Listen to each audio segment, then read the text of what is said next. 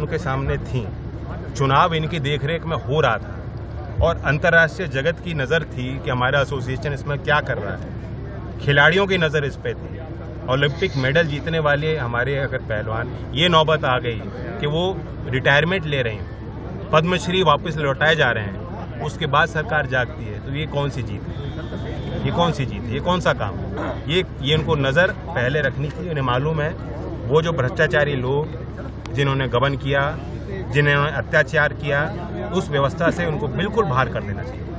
जी, चुनाव में ज्यादा जिन्होंने क्लेम किया कि दबदबा था और दबदबा रहेगा। जी हर चीज़ में जाति को लाना, जिस संविधान की धारा में उन्होंने शपथ ली उपराष्ट्रपति के पदभार को संभाला, उसमें कहीं नहीं लिखा कि अपनी जाति का उल्लेख करके वो लाभ पहुंचाएंगे सत्ताधारी पार्टी को। कुछ जो जिस तरीके से उन्होंने भी हैंडल किया, उसमें कुछ कमियां आई हैं। देखो, हमारी शैली में, जहाँ तक जाट समाज की उन्होंने बात की और गाँव की भी शैली पुरानी रही, व्यंग को समझना और करना हमसे बेहतर कोई नहीं जानता। हमारे बारे में इतनी कहावतें हैं, हरियाणा की, पश्चिमी यूपी की, गांव की, कोई बुरा नहीं मानता।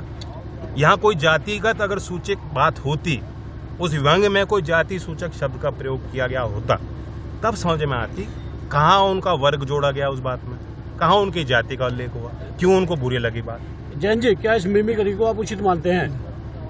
नहीं, देखो, मिमिक्री तो जो आप ब्रिटिश पार्लियामेंट में देख लो, वहाँ तो सदन के कार्रवाई में होती है। तो व्यंग एक चर्चा का एक हिस्सा है। अब किसी को बुरी लग सकती है, किसी को अच्छी लग सकती है। सब उनके सामने थी। चुनाव इनकी देखरेख में हो रहा था और अंतर्राष्ट्रीय जगत की नज़र थी कि हमारा एसोसिएशन इसमें क्या कर रहा है। खिलाड़ियों की नज़र इस पे थी।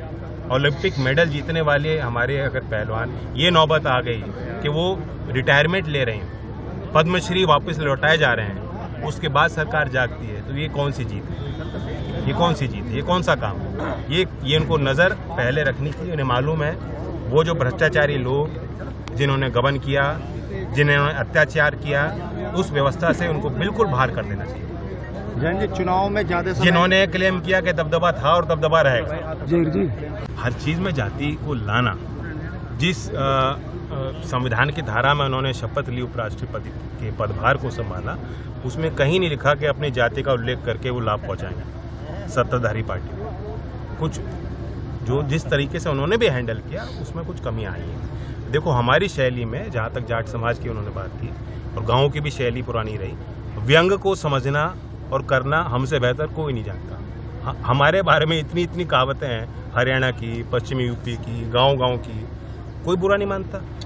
यहाँ कोई जातिगत अगर सूचक बात होती, उस व्यंग में कोई जाति सूचक शब्द का प्रयोग किया गया होता, तब समझ में आती कहाँ उनका वर्ग जोड़ा गया उस बात में, कहाँ उनकी जाति का उल्लेख हुआ, क्यों उनको बुरी लगी बात। जैन जी, क्या इस मिमिक्री को आप उचित मानते हैं? नहीं, देखो, मिमिक्री तो जो आप ब्रिटिश पार्लियामेंट में देख लो, वहाँ तो सदन के कार्रवाई में होती है। तो व्यंग एक चर्चा का एक हिस्सा है।